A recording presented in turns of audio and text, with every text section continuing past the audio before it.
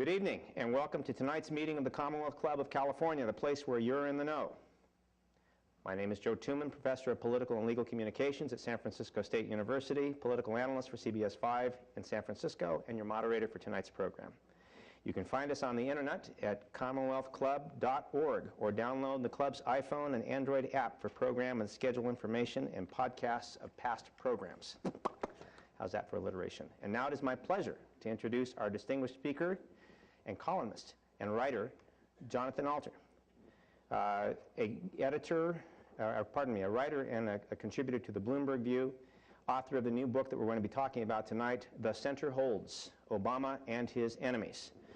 Mr. Alter is, as I mentioned before, a columnist for Bloomberg View and an analyst and contributing correspondent. You've seen him on NBC News and MSNBC.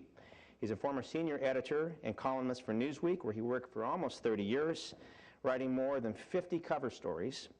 He's also written for the New York Times, the Washington Post, the Washington Monthly, the Atlantic, Vanity Fair, and the New Republic, among other publications. He's also the author of other books, including The Promise, President Obama, Year One, The Defining Moment, FDR's 100 Days and the Triumph of Hope, and several New York Times bestsellers, and Between the Lines, a collection of his Newsweek columns. He is, in my judgment, let me just say, probably one of the preeminent experts in this country on President Obama, and we are very pleased and honored to have him here tonight to speak about his new book. Our thanks to Jonathan Alter for joining us.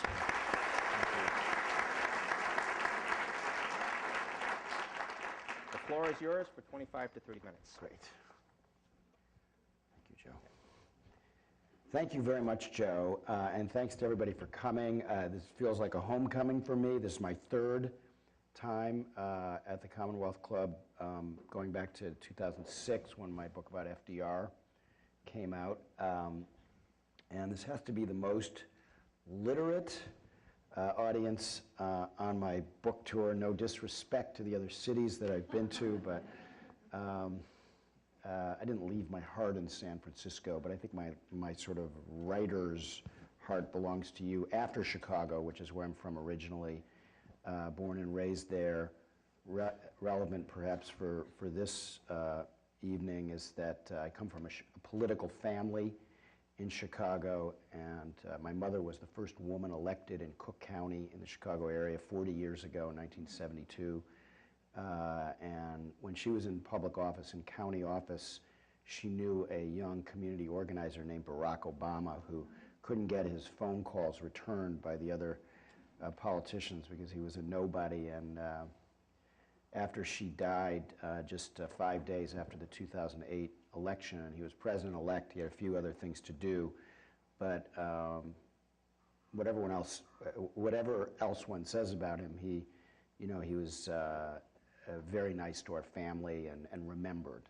So some people like to say he doesn't have much gratitude, and it's true that he doesn't reach out to other politicians as much as he should, and I'm going to talk about that. But in my own personal case, he did, and I met him about 11 years ago or so when he was a state senator, and was immediately impressed by his cockiness, I guess you could say. He had just lost for the House of Representatives, and he told me that he was going to be running for the U.S. Senate. And we were sitting Shiva for my aunt who had just died, and he was a friend of my cousin's. And I said to him, apropos of the moment, "That's some chutzpah running for the Senate." So I'm, as you can tell from the Roosevelt book and other things that I've written about over the years, I'm very interested in history. And The Center Holds has a lot of history. It tries to put the 2012 election in historical context as what I call a hinge of history. I've covered 9 presidential elections, and this, to me, was the most important. Now, every 4 years, and Jerry Lubinow, who covered many elections and was our San Francisco bureau chief at Newsweek for many years and covered Ronald Reagan's elections, and he can tell you this, every 4 years, one of the candidates would say, "This is the most important election of my lifetime." And you go, "Yeah, because you're running, you know, that's why you're saying that, right?" But I actually thought this one was, because this was not your father's Republican Party that was trying to take the White House.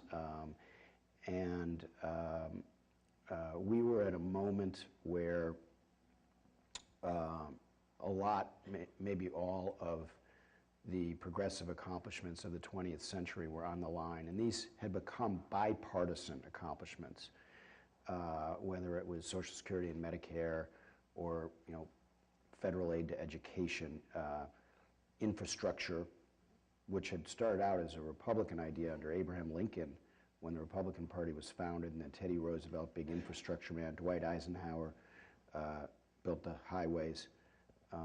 This Republican Party didn't believe in that. They saw it as wasteful spending, trying to rebuild the country.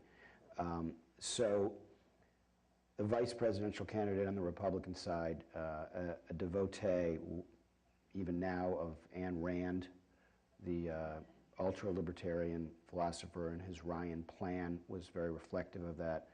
The man who had a kind of a stranglehold over the Republican Party, and to a certain extent still does, a guy I went to college with, Grover Norquist, and he believes, as he's famous for saying, that government should be made so small that it could be drowned in a bathtub.